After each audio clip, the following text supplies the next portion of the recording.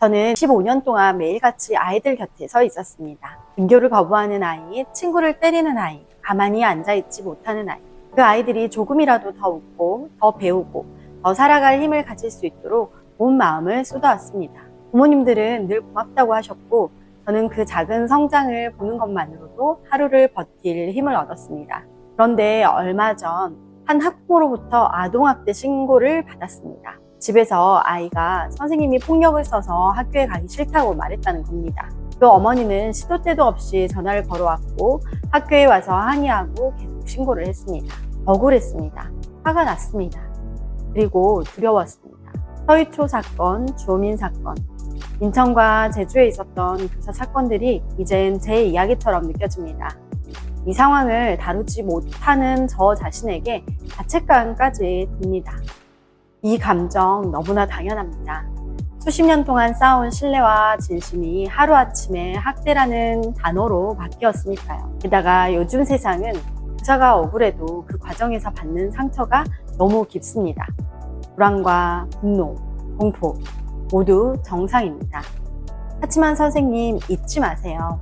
선생님은 15년 동안 아이들을 지켜온 사람입니다. 포기하지 않는 인내심, 마음을 다해 학생을 믿어준 시간들, 위기 속에서도 스스로를 돌보는 힘, 이건 아무도 빼앗아갈 수 없습니다.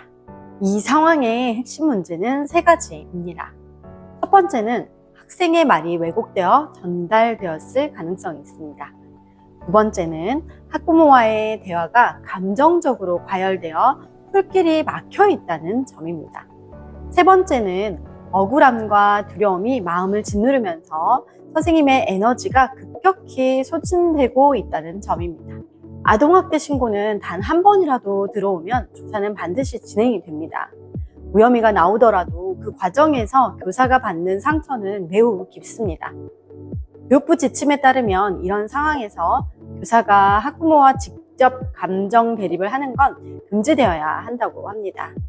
학교가 나서서 공식 회의를 주도해야 하고 교사는 혼자 대응하지 않도록 보호를 받아야 합니다. 또한 개정된 교권보호법에 따르면 반복적이고 과도한 민원과 폭언은 정신적 학대이자 업무방해로 볼 수 있습니다. 주어진 이 상황을 바꿀 수는 없습니다. 그래서 어렵게 느껴지시기도 하죠. 우리는 방패를 마련해야 합니다. 1차 방패는요, 나를 지키는 절차적 방법입니다. 첫 번째는요, 심리적 안전망을 구축하는 것입니다. 이전에 진료를 받으신 적이 없다면 이번 기회로 진료를 한번 받아보시는 것도 추천을 드립니다. 지금 받고 있는 치료가 있다면 꾸준히 이어가시면 좋습니다. 이 외에도 교원치유지원센터나 교원노조 상담을 통해서 진료를 병행을 하신다면 심리적으로 안정감을 가지실 수 있습니다. 두 번째로는요, 공식 절차만을 사용하는 것이 좋습니다. 개인 연락처는 차단하는 것이 좋은데요. 학기 초부터 공용폰을 사용하거나 투 넘버를 사용해서 개인적인 핸드폰 번호가 노출되지 않도록 예방하는 것이 좋습니다. 개인적인 연락처가 노출이 되어 있다면 그 연락은 차단을 하시고요. 모든 민원은 학교를 통해서만 받으실 수 있도록 공식 절차를 사용하시는 것이 좋습니다. 세 번째로는요, 기록을 남겨두세요. 날짜와 시간, 대화 내용, 목격자 등을 상세하게 기록해 두시면 도움이 되실 것입니다. 네 번째는요, 법률 자문을 받아보세요. 교육청 변호사나 교총 법률 상담 혹은 협회를 통해 지원해 줄 수 있는 교사를 위한 변호사를 통해서 상담을 미리 받아두시고 이 시나리오를 미리 준비해 두시면 1차적 방패가 되실 것입니다. 2차적 방패도 마련해 두시면 좋겠습니다. 1차적 방패가 나를 지키는 절차적 방법이라면 2차적 방패는 내 마음의 체력을 지키는 방법입니다. 첫 번째는요, 햇빛을 받으며 걷는 것입니다. 하루 20분 이상 햇빛 속을 걸으면 세로토닌이 분비되어 불안이 완화되고 우울한 감정이 해소가 됩니다. 두 번째는요, 취미생활을 하는 것입니다. 어떤 사건이 일어나면 모든 일상을 중단하고 그 생각에만 빠져드는 사람들이 있습니다. 그렇게 하면 너무나 내 마음의 면역력이 떨어집니다. 완성도를 따지지 말고 손을 쓰고 몰입할 수 있는 취미, 예를 들면 그림을 그린다든지 한다든지 뜨개질을 한다든지 악기를 다루거나 가드닝을 한번 해보세요. 취미생활에 몰입을 하면 그 생각과 좀 분리되어서 객관적으로 나를 볼 수 있는 힘이 됩니다. 세 번째는요, 감정일기를 쓰는 것입니다. 하루에 한 번 마음에 일어난 일을 사실과 느낌으로 나눠서 한번 적어보세요. 머릿속에 엉킨 감정들을 풀어줍니다. 이렇게 글로 정리를 하면요, 객관적으로 내 마음을 들여다볼 수 있습니다. 네 번째는요, 호흡 명상을 하는 것입니다. 배에 풍선이 들어있다고 생각하고 숨을 깊이 들이쉬면서 풍선이 볼록하게 되게 해보세요. 그리고 풍선에 바람을 뺀다고 생각하시면서 내쉬는 호흡은 심박수를 안정시키고 불안을 줄여줍니다. 불안한 생각이 올라오거나 부정적인 생각이 떠오를 때 이 호흡 명상을 하시면 순간적으로 감정이 차분해지는 것을 느끼실 수 있을 것입니다. 다섯 번째로는요, 따뜻한 사람과 연결이 되는 것입니다.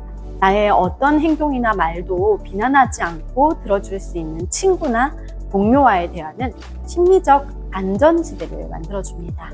우리가 수다를 좀 떨고 나면 마음이 편안해지고 좀 홀가분해지는 그런 느낌을 받은 적이 있으셨을 텐데요. 그런 안정감이 있는 따뜻한 사람들과 연결되어 해소하는 방법도 있습니다. 여섯 번째로는요, 스마트 디톡스입니다. 뉴스나 SNS를 좀 단절하는 시간을 가져보세요. 사건과 관련된 소식과 댓글은 심리를 약화시킵니다. 그리고 심리적으로 불안하고 우울한 생각이 들 때는 사건과 관련된 자료들을 끌어들여 더 오히려 집착하는 경향이 있습니다. 그래서 하루 최소한 1시간 이상은 디지털 휴식을 취하는 것이 좋습니다. 선생님, 지금은 싸움이 아니라 버팀의 시간입니다. 마음의 체력을 먼저 회복하세요. 그리고 이 상황은 반드시 학교와 제도가 나서서 해결되도록 하세요. 억울함은 반드시 풀립니다. 그 날이 올 때까지 선생님의 진심과 기록이 증거가 될 것입니다. 혹시 원하는 결과가 나오지 않더라도 선생님의 진심을 부정할 수는 없습니다. 선생님은 열심히 살아오셨고 최선을 다하셨기 때문에 그것이 진실입니다. 괴테는 이런 말을 했습니다. 진실은 천천히 걸어오지만 결국 도착한다. 선생님, 이 시간은 당신의 가치를 부정하는 게 아닙니다. 오히려 25년간 쌓아온 교육자의 양심과 사명을 지켜낼 순간입니다. 진실은 드러납니다. 그날까지 스스로를 지키는 일에 집중해보세요. 당신은 이미 충분히 잘하고 있습니다. 사랑합니다. 고맙습니다. 축복합니다.